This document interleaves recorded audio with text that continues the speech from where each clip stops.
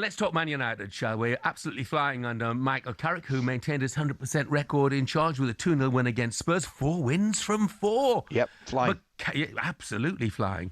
But Carrick, when asked if he wants the job permanently, batted it away. Depends if you keep asking me every week. Well, I'm gonna if you keep winning.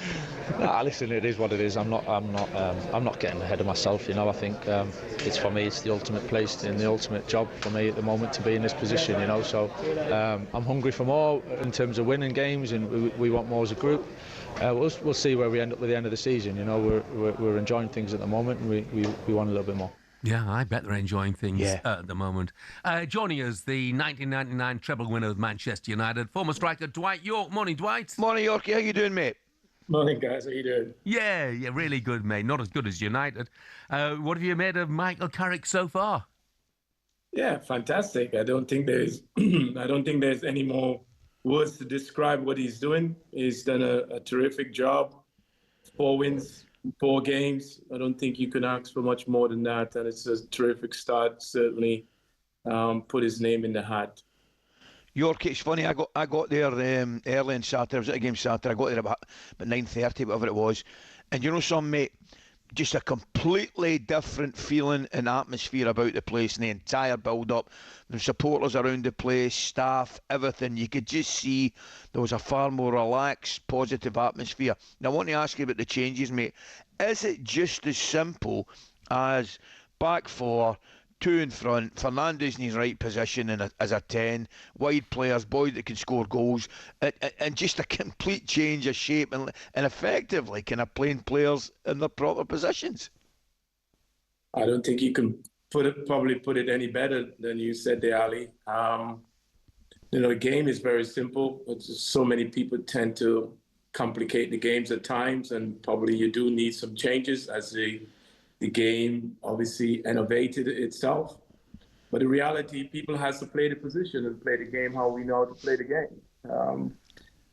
United in history, a back 4, play people in the right position and get them, taking responsibility in their position. And you've seen that Carrick didn't need to change too much. It's the exact same players having that belief. It's like you going to work, you're going into an environment that is new, exciting, and you want to do well. When you go to work and you don't feel particular part of what is going on, or you don't understand what is happening, then the job becomes much more difficult. Us as footballers are simple people, and we learn the game from the streets. That's where it's all started. That's why it's such a people sport.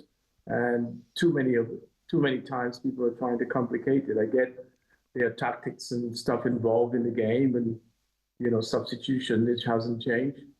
But at the end of the day, players just want to play, and you play a position that you're very comfortable with. I understand there are times in the game where you have to play position to benefit the team. But overall, you play a position that your strength. The reason why you become a good goal scorer, you don't play centre back, do you? Yeah. Or try to play a full back. It just doesn't happen. You get better in playing your position and understanding the position and the role for the team.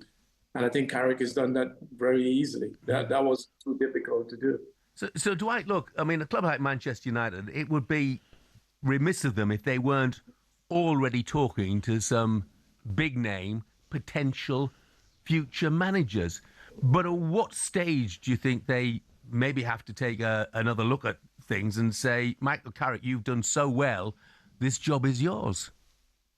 But traditionally, you guys know, if you do well in the job, when you've been installed as interim manager, you tend to go in and get the job. So that shouldn't change. I think if Carrick is doing a splendid job, which he is, and that carry on to the end of the season, and certainly get into the Champions League and finish in that top 4 very comfortable, why would you overlook that? Yes, there is big names. We have seen big names come to United over the years. Hasn't really done a terrific job, although they have won major competition in the cup. But in terms of the league, they haven't really sustained and give us what we expected of United, and certainly the type of football that we're seeing Michael Carrick is. So when I hear other professionals like myself saying that they're going to overlook Carrick, I think it's so unfair and so unjust that they're not in there when other people done similar type of job but given the job. So why would you overlook Carrick if he continue to do a fantastic job? It's just uncalled for, and I don't think the fellow professionals are not being fair to Carrick, and you have to be fair. I don't disagree, mate. I think if he continues the way he's going, I think he's an absolute certainty. I think there'll be an outrage if he doesn't get a job. I want to ask you, mate, quickly about the signings they've made. I think have made a massive difference, Yorke. I mean, Acuna and Mbeumo I really, really like. I think they look... I was talking to Robbo before the game. I was talking to Brian Robson before the game, and what I was saying to them is they look as though they can handle playing for Manchester United, whereas I was reckoning some of the previous signings, I think it's maybe been a little bit too much for them. But those two boys in particular look as though they can handle it. Absolutely, I'm in agreement with you. I think they've been the two best signings, certainly over the last 5 years, in my opinion.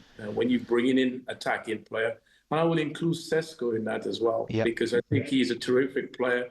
They're certainly not playing to his strengths, a little bit more so now, and you will find he will progress and get better. The one thing when you join United, you got to embrace going into a huge club.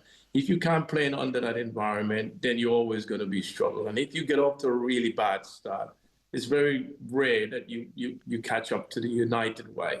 I think the fans are forgiving. They will give you time to try and embed it into the system.